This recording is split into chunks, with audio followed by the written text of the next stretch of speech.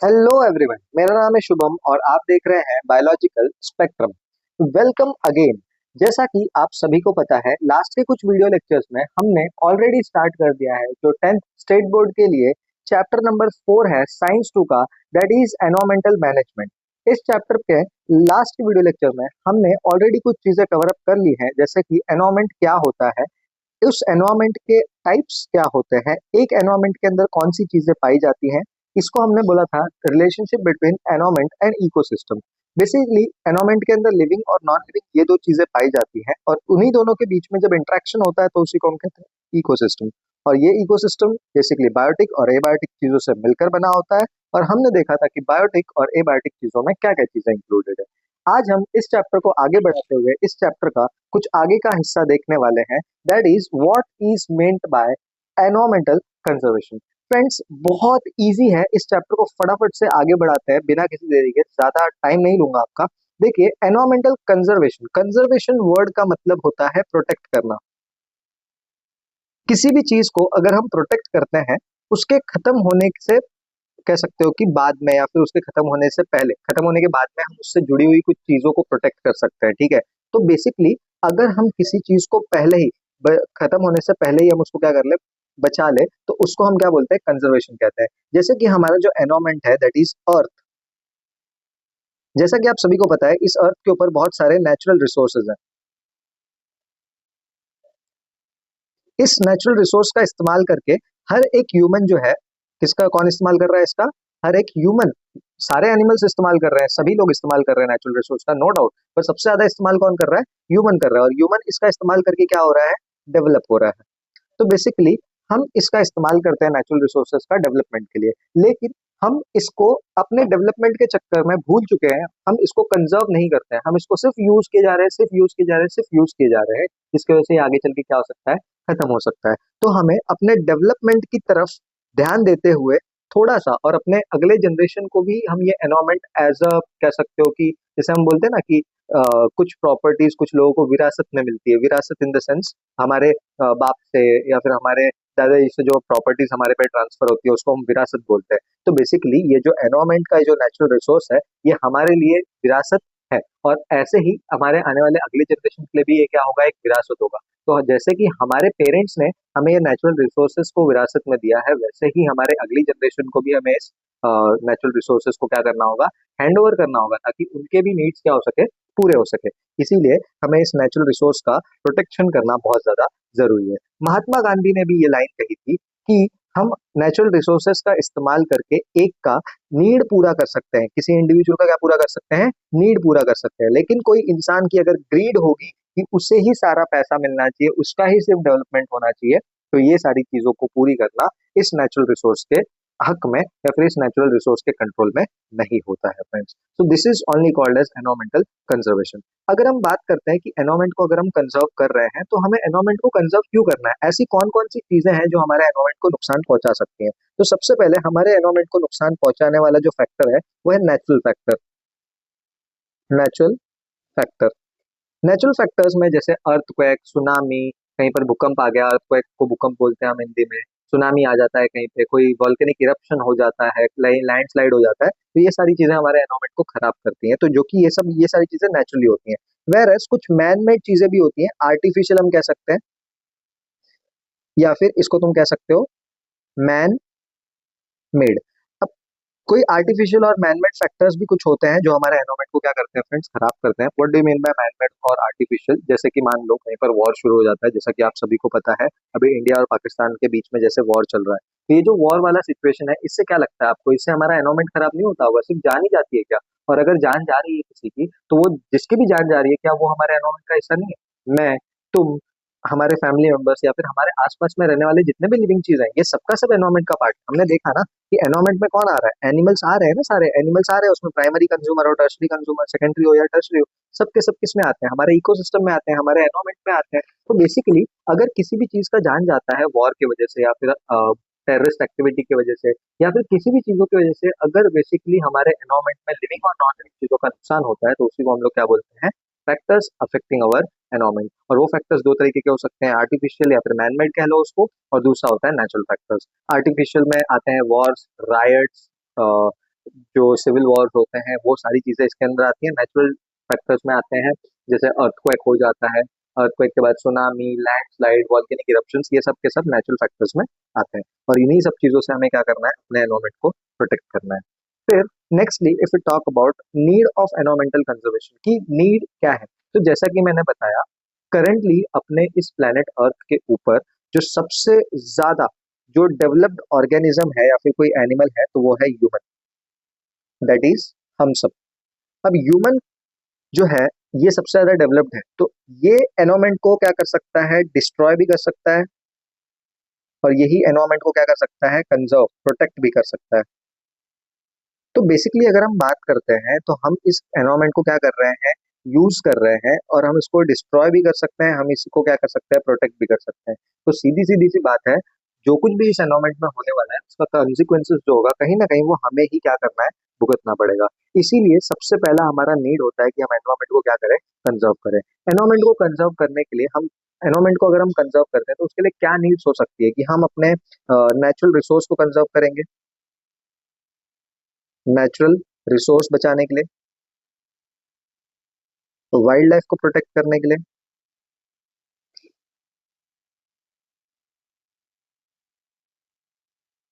Natural resources को बचाने के लिए, वाइल्ड लाइफ को प्रोटेक्ट करने के लिए, हेल्दी लाइफस्टाइल के लिए, हेल्दी लाइफ स्टाइल के लिए हमें क्या करना है, प्रोटेक्ट करना है।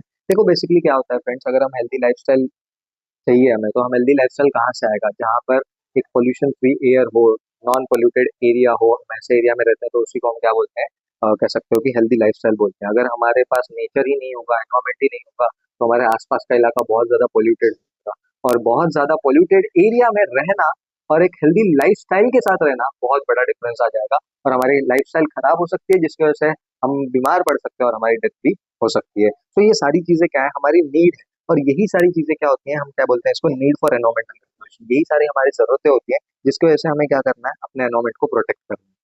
Second is environmental conservation our social responsibility. जैसा कि मैंने बात बताया कि अगर मैं कल को अकेला निकल जाता हूँ अपने एनवायरमेंट को प्रोटेक्ट करने के लिए, या फिर आप में से कोई अकेला निकल जाता है अपने पूरे एनवायरमेंट को प्रोटेक्ट करने के लिए, सो मेरे अकेले के बस की या फिर आपके अकेले की बस की बात नहीं है कि वो पूरे एनवायरमेंट को प्रोटेक्ट कर सकता है।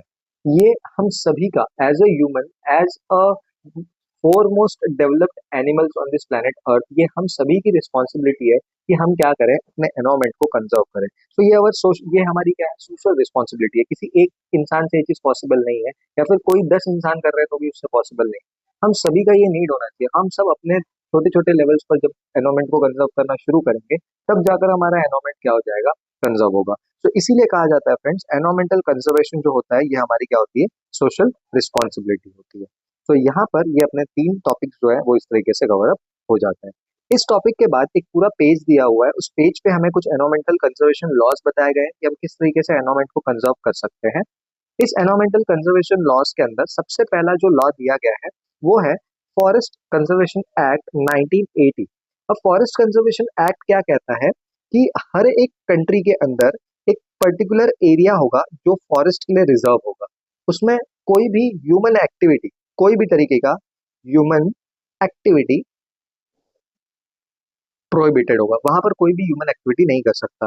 हालांकि अगर आपको ह्यूमन एक्टिविटी करना है, जैसे कोई इंडस्ट्रियल सेटअप लगाना है, कोई रेलवे पास करना है, कुछ भी करना है, so it requires permission from central government. अगर आपको जो फिक्स्ड जोन है या फिर जो रिजर्व जोन है फॉरेस्ट के लिए, वहां पर आपको ह्यूमन एक्टिविटी कुछ करना है, जैसे कोई इंडस्ट्री को वहां पर सेटअप करना है, कोई रेलवे ट्रैक डालना है, कुछ भी करना है, तो आपको सेंट्रल गवर्नमेंट की परमिशन लेनी है। बिना सेंट्रल गवर्नमेंट के अगर आप फॉरेस्ट रिजर्व एरिया में कोई ह्यूमन एक्टिविटी करते हैं और या फिर आपको करते हुए पकड़ा जाता है, तो आपको 15 डेज की मिनिमम जेल हो सकती है, या फिर उससे ज्यादा टाइम का जेल हो सकता है, डिपेंडिंग अपॉन आपने कितना नेचुरल रिसोर्स को डिस्ट्रॉय किया है। और प्लस इसके एडिशन में आपको फाइन भी पे करना पड़ सकता है, जो कि एक नॉर्मल अमाउंट से जो काफी ज्यादा हो सकता है, जिसको पे करने के लिए काफी लोगों को डिफिकल्टीज आ सकती हैं। तो ये वाला जो रूल बनाया गया था, ये बनाया गया था फॉरेस्ट कंजर्वेशन एक्ट 1980 के अंडर में। फिर उसके बाद 86 में 6 साल के बाद एक और रूल बनाया जाता है, that is environmental protection act. जैसा कि आप सभी को पता है, आज के डेट में लोग इंडस्ट्रीज जब सेटअप करते हैं तो लोगों को पता होता है कि कोई इंडस्ट्री, उनका इंडस्ट्री कितना ज्यादा पोल्यूशन करता है।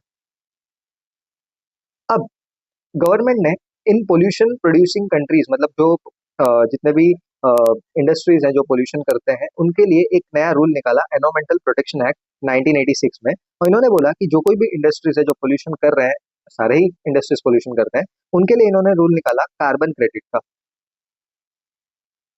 इन्होंने बोला कि हर एक कंट्री को ईयर स्टार्टिंग में क्या खरीदना पड़ेगा, कार्बन क्रेडिट्स खरीदना पड़ेगा, जितना भी वो पोल्यूशन करते हैं उस हिसाब से। जैसे क्रेडिट कार्ड होता है ना फ्रेंड्स, कि हम क्रेडिट कार्ड, अभी हमारे पास पैसे नहीं है तो क्रेडिट कार्ड से पे कर दो, बाद में हम क्रेडिट कार्ड का जो भी बैंक होगा उसको हम रीपे करते रहेंगे। तो ठीक उसी तरीके से होता है कार्बन क्रेडिट। अगर कोई कंपनी पोल्यूशन कर रहा है, उसको ऐसा लगता है कि हम साल भर में इतना पोल्यूशन कर लेंगे, तो उसको गवर्नमेंट से दैट अमाउंट, मतलब जितना भी वो पोल्यूशन कर रहा है उसके हिस्से में क्या लेना पड़ता है, मतलब उसके बदले में उतना क्या लेना पड़ता है, कार्बन क्रेडिट लेना पड़ता है। कार्बन क्रेडिट को खरीदने के बाद उसको साल भर में उतना ही पोल्यूशन करना है। If that company who have purchase the carbon credit, वो अगर उस लिमिट को क्रॉस करता है, वो कार्बन, लेट सपोज कि उसने 10 कार्बन क्रेडिट को क्या कर लिया है, परचेस कर लिया है, लेकिन वो कंपनी पोल्यूशन कर रहा है जो कि वर्थ है अबाउट 12 कार्बन क्रेडिट। तो इस कंडीशन में क्या हो जाएगा, उसके पास 2 कार्बन क्रेडिट, अगर 12 कार्बन क्रेडिट का पोल्यूशन किया, उसने खरीदा कितना है, सिर्फ 10 है, तो 12 में से 10 को अगर हम माइनस करेंगे तो अपने पास बचा 2। तो 2 सीसी का कार्बन क्रेडिट का वो क्या कर रहा है, एक्स्ट्रा पोल्यूशन कर रहा है।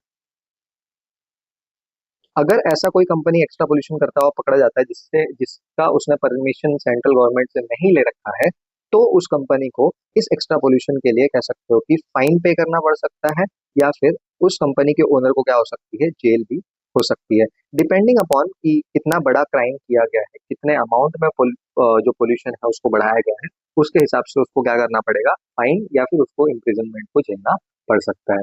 तो इस ये दो कुछ लॉज हैं जिनके अंतर्गत वो लोग फॉरेस्ट और एनवायरमेंट को क्या करते हैं, प्रोटेक्ट करते हैं। And in last rule is about wild life Protection act, जो कि 1972 में, इन दोनों भी एक्ट से पहले निकला था, 1972 का एक्ट है। इसमें 3 क्लॉजेस आते हैं फ्रेंड्स, एक है क्लॉज ए 49A, एक है क्लॉज 49B और एक है क्लॉज 49C। क्लॉज 49A कहता है कि किसी भी रेयर एनिमल का ट्रेड करना, ट्रेड इन द सेंस हम क्या करते हैं, कुछ लोग होते हैं, जैसे ह्यूमंस में हम भी जिसको कहते हैं ना किडनैपिंग कहते हैं, वैसे ही कुछ लोग होते हैं पोचिंग करते हैं एनिमल्स को। जैसे किडनैपिंग में क्या होता है कि किसी इंसान को पकड़ लिया जाता है और उसको वापस से छोड़ने के लिए उसके लिए पैसे डिमांड किए जाते हैं। वैसा ही सेम जब हम एनिमल्स के साथ करते हैं कि वाइल्ड फॉरेस्ट में हम कहीं घुस गए, वहां से किसी जानवर को हमने पकड़ लिया और उसको पैसों के लिए किसी को बेच दिया, तो इसको हम लोग बोलते हैं पोचिंग। अगर कोई इंसान पोचिंग करता हुआ पकड़ा गया या फिर उसको बेचता हुआ पकड़ा गया, तो उसको वाइल्ड लाइफ प्रोटेक्शन एक्ट 1972 के क्लॉज 49A के अंडर में उसको क्या हो सकती है, जेल हो सकती है, और उसको काफी ज्यादा फाइन भी पे करना पड़ सकता है फ्रेंड्स, इस तरीके से। फिर उसके बाद अगर हम बात करते हैं, अच्छा इसका एक बहुत ज्यादा फेमस एग्जांपल अगर मैं आपको बताऊं, अभी रिसेंटली आपने सुना होगा कि एल्विश यादव को एक स्नेक वेनम केस में क्या हो गया था, पकड़ा गया था। अब वो जो केस था वो एक्चुअली इसी अंडर में, इस लॉ के अंडर में इसको बनाया गया था। जस्ट मैंने एक रेफरेंस दिया है कि एग्जाम्पल दिया है मैंने उस चीज का कि क्लॉज 49A के का कैसे यूज करती है गवर्नमेंट, ठीक है। तो उस उनके ऊपर भी कुछ ऐसा ही इल्जाम लगा था कि स्नेक वेनम को ट्रेड किया जा रहा है, तो उसके अंतर्गत में ट्रेडिंग मना था, उस बेसिकली एनिमल्स इलीगल था, तो पकड़ा गया था उसमें, ठीक है। फिर उसके बाद होता है क्लॉज 49B।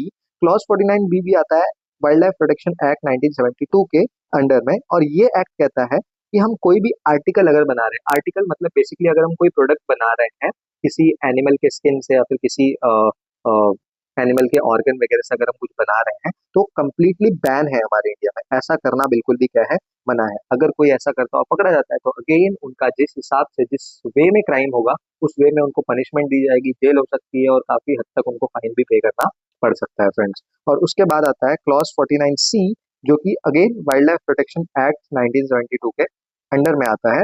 और ये एक्ट कहता है कि अगर आपने कोई प्रोडक्ट बनाया है और आप कोई प्रोडक्ट बेच रहे हो, तो उसके अंदर कोई वाइल्ड लाइफ या फिर किसी वाइल्ड एनिमल का कोई कोई भी अंश, या फिर कह सकते हो उसका कोई बोन का कोई पार्टिकल, उसका कोई स्किन का कुछ पार्टिकल अगर यूज कर रहे हो, तो उसको डिस्क्लोज करो, लोगों को बताओ। जैसे कि आज के टाइम पे जो टूथपेस्ट एंड ऑल होता है, उसके अंदर बोन्स का इस्तेमाल किया जाता है, बोन्स के क्रशेस का इस्तेमाल किया जाता है कैल्शियम के लिए।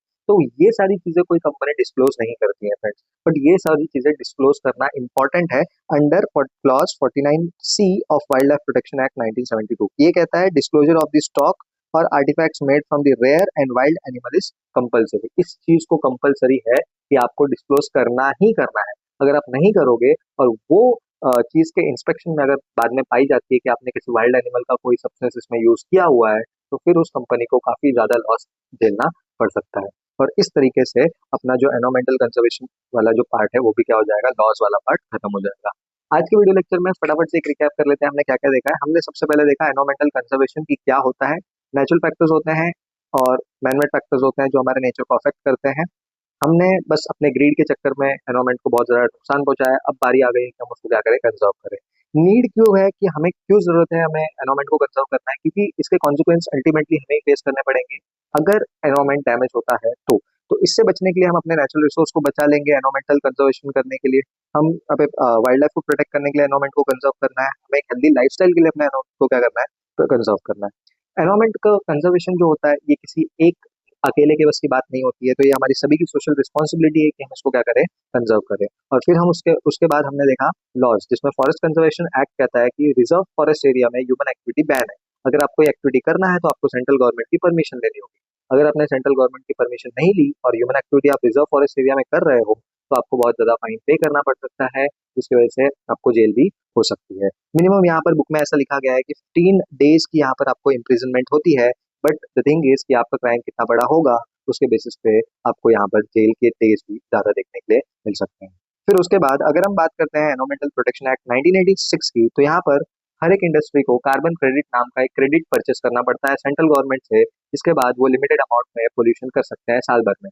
अगर ये लोग उस लिमिटेड अमाउंट से ज्यादा पोल्यूशन करते हैं और सर्वे के थ्रू ये पकड़े जाते हैं, तो फिर उनको एक हैवी अमाउंट ऑफ फाइन पे करना पड़ सकता है और काफी ज्यादा लॉसेस भी झेलनी पड़ सकती है। और हो सकता है कि उस कंपनी के ओनर को अगेन क्या होता है, जेल या फिर इम्प्रिजनमेंट हो सकती है। फिर उसके बाद हमने पढ़ा वाइल्ड लाइफ प्रोटेक्शन एक्ट 1972। ये एक्ट कहता है, इसमें 3 क्लॉजेस हैं कि 49A क्लॉज जो है वो कहता है कि रेयर एनिमल्स का ट्रेड करना मना है। 49B क्लॉज कहता है कि अगर कोई आर्टिकल्स आप बना रहे हो तो कंप्लीटली बैन है इंडिया में, आप उसमें किसी भी वाइल्ड लाइफ एनिमल्स का किसी भी ऑर्गन या फिर स्किन से बना हुआ कोई भी चीज यहाँ पर सेल नहीं कर सकते। और तीसरा 49C कहता है कि अगर आप कुछ चीजें हैं जो है मतलब जो उसमें वो बोलते हैं ना कि कंपल्सरीली कोई पार्ट वाइल्ड लाइफ एनिमल का पड़ता ही है, वाइल्ड एनिमल्स का, तो वो डालना ही है, उसके बिना प्रोडक्ट नहीं बन सकता। अगर आप ऐसा कोई प्रोडक्ट यूज कर रहे हो तो उसमें आपको बताना है लोगों को कि आपने ये चीजों का इस्तेमाल किया है। अगर आप नहीं बता रहे हो तो अगेन ये एक कह सकते हो कि बोलते हैं ना ब्रीचिंग होगा। आप इस लॉ को तोड़ दोगे 49C wild life Protection Act 1972 को, और फिर इसके अंडर अंडर में आपको क्या हो सकती है, जेल हो सकती है और उस कंपनी के ओनर को फाइन भी काफी ज्यादा पे करना पड़ सकता है। सो बेटर कि आप इन सारे रूल्स एंड रेगुलेशंस को फॉलो करो, हमारे एनवायरमेंट को कंजर्व करो और आपका भी योगदान दो हमारे एनवायरमेंट के कंजर्वेशन में। आज के लेक्चर में फ्रेंड्स इतना ही, स्टॉप करते हैं।